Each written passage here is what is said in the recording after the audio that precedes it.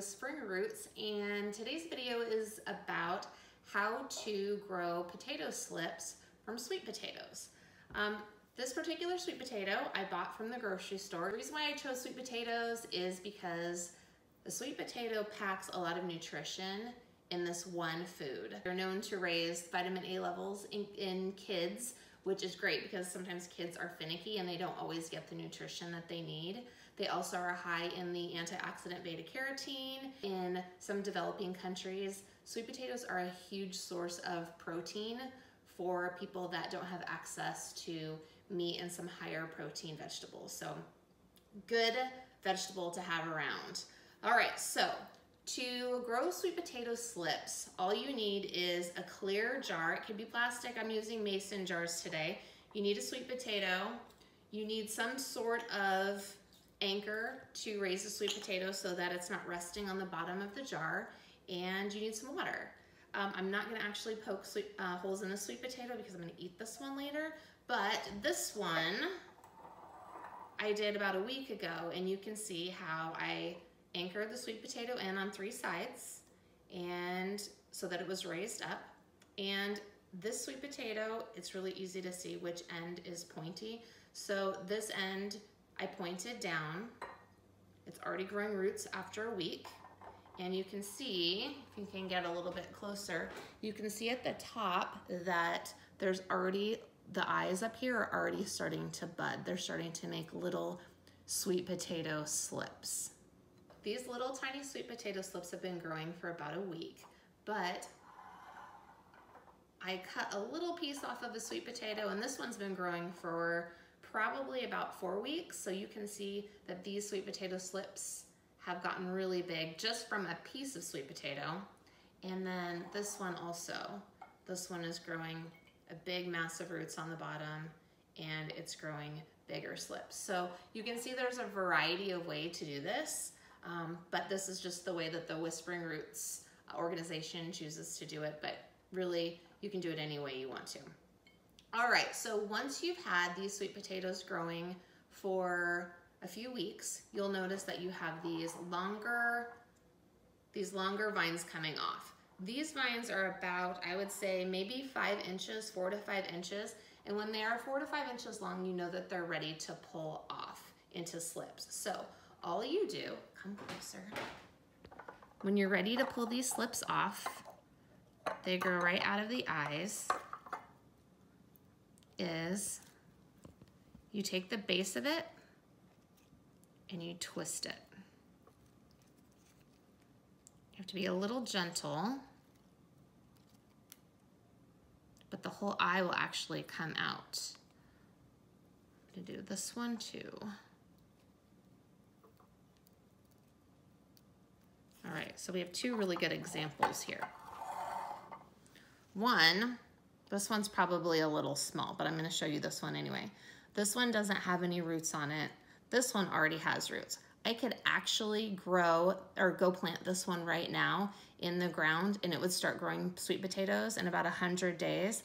This one though, doesn't have any roots. So the process after you pull the slips off of the sweet potato is, and I've done it several times, my sweet potatoes have grown several slips. All you do is you put them in a mason jar with water, just like you did the sweet potato, and you just put it in. Actually, this one doesn't need it, but this one does.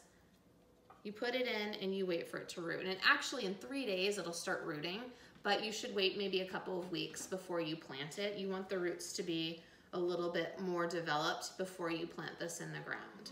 So after you root these plants, you can plant them in a bucket like we did in our previous video. And actually Nick is gonna join us now and show you how to plant your sweet potato slips out of that 5-gallon bucket. Welcome back, garden fans. It's me, Nick, here at Whispering Roots.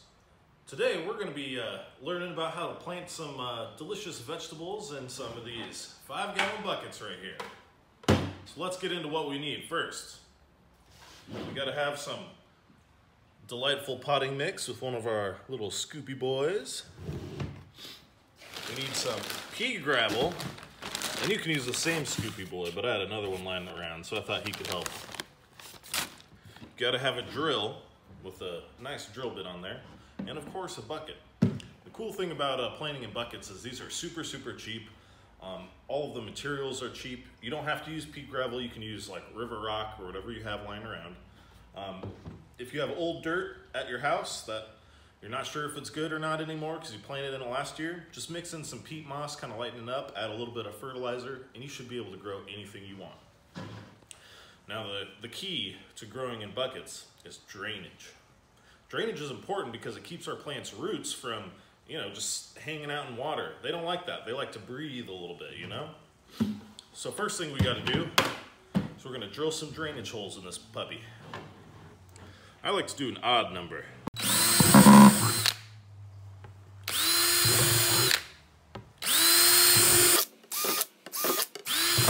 Let's add a few more.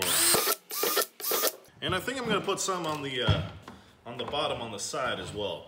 Just about a little bit less than an inch up from the bottom.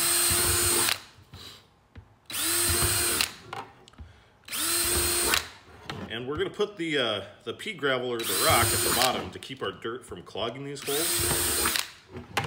And it's just gonna work out really well. Look at that, perfect. Now you wanna make sure you get all these little plastic bits out of your bucket. All right, so we got our drainage holes already good in our bucket. It's time to get a nice layer of gravel in there to help promote drainage. We're using kind of big pieces. It's not super big. You just don't want everything to fall out through the bottom of those holes.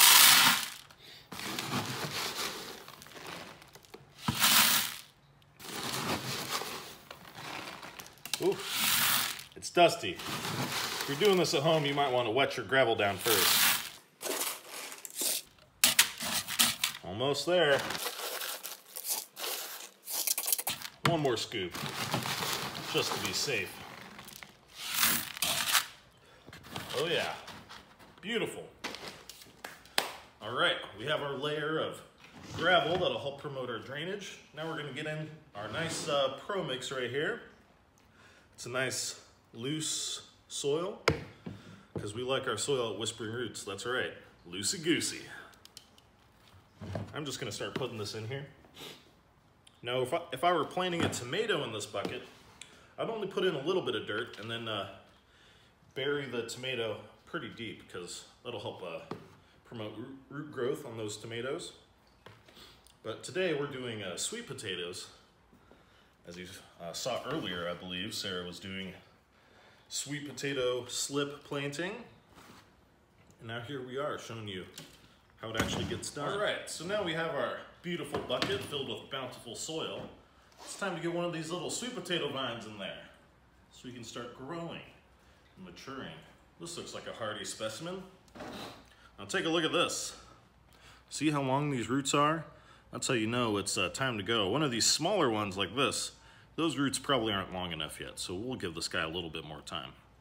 And all I'm gonna do right here is just kind of peel off these lower leaves, because all that's going under the soil. I'll even take off this lowest one too, so I can get it a little bit deeper. And then I'm probably just gonna bury it up to about right there, a little bit higher than the roots. So it has plenty of room to grow. It'll still be supported. Now for this, I'm just gonna take a nice little crater, pop them in there. Look at that, beautiful. This bucket will be full of yams in no time. All we have to do now is take this bucket to where it's gonna live, somewhere outside, because it has all these drainage holes, hopefully, so that when we water it, which is the next step, all the water comes out outside instead of all over your kitchen floor. And during the summer, when it gets really hot, you're going to want to check this at least once a day. You might need to water it even twice a day if it's super, super hot. But just make sure you keep it nice and moist. A good test is if you pick up the bucket and it still feels heavy, you're good. If it's getting light, probably need to water it. And for your first watering especially, you just want to make sure that when you douse this with water, you're getting water trickling out the bottom. That's a good way to know when everything's saturated. So these sweet potatoes will probably be ready in about 100 days. So you should probably do this today so you can have some, right? But I just want to talk real quick about some of the benefits to planting in buckets. Number one, it has a handle, so you can pick it up and carry it wherever you want. Maybe the place you had it wasn't getting enough sun, you can move it. If it's going to be really cold outside, you can grab your buckets and take them into the garage or inside your house, wherever, and make sure your plants stay safe. Number two, it's great for if you don't have a lot of space for a whole built-in garden. You can still just plant a ton of these, put them up against the fence if you have climber plants like beans, cucumber vines, that sort of thing. And in my opinion, the best benefit to these bucket plants is just how cheap they are. Anyways, good luck out there, garden fans, and from all of us here at Whispering Roots, stay green.